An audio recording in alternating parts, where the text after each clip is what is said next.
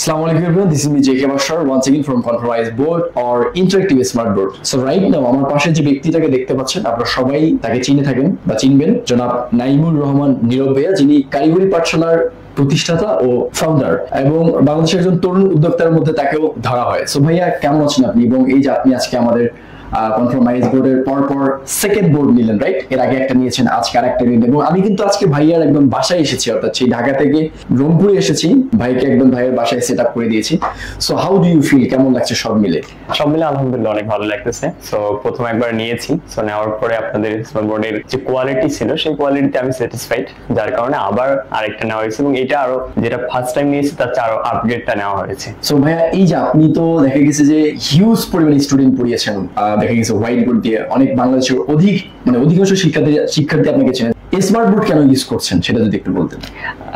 বর্তমানে তো সব আধুনিক এবং আমরা যতটুকু দেখতেছি যে জেনারেল যতগুলো প্ল্যাটফর্ম আছে সবাই কিন্তু স্মার্ট বোর্ডেই ক্লাস নিচ্ছে। শুধুমাত্র আমাদের কারিগরি সেক্টরটা একটু পিছিয়ে ছিল, যেটা আমি আমার কষ্ট করে করে আসলে যত অর্থ ছিল আমার জমানো সব দিয়ে আসলে আমি এখন চেষ্টা করতেছি যে আমাদের যেন কারিগরি সেক্টরটাও ওই ডিজিটালাইজ হয়, যার কারণে মূলত আমরা ওই হোয়াইট বোর্ড থেকে এখন স্মার্ট বোর্ডে কনভার্ট হচ্ছি। এবং তোমাদের এই স্মার্ট বোর্ডের প্রাইজের দিক থেকে কোয়ালিটির দিক থেকে সবকিছু পারফেক্ট হওয়ার কারণেই কিন্তু আসলে তোমাদেরকে আমার চয়েস করা। যে we are really thankful to you. And এখানে একটা ইনফরমেশন জানিয়ে রাখি, ভাইয়া কিন্তু এর আগে একটা বোর্ড নিয়েছে এন্ড এটা হচ্ছে সেকেন্ড বোর্ড। এন্ড ইন ফিউচারে আশা করছি আরো বোর্ড নেওয়া হবে, কারণ ভাইয়ের প্রতিষ্ঠান দিন দিন বড় হয়ে যাচ্ছে।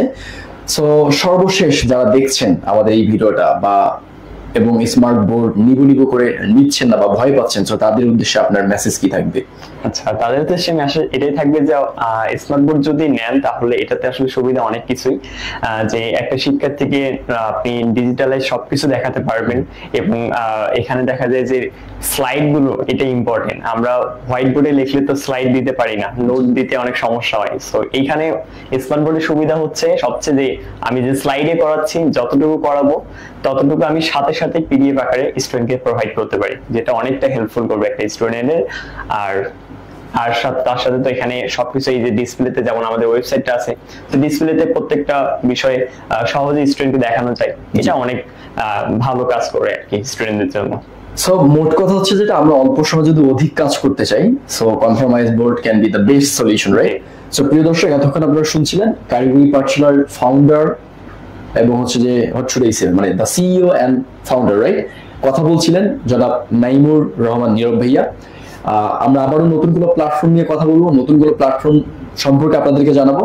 ততক্ষণ পর্যন্ত সবাই ভালো থাকবেন, সুস্থ থাকবেন। আল্লাহ হাফিজ।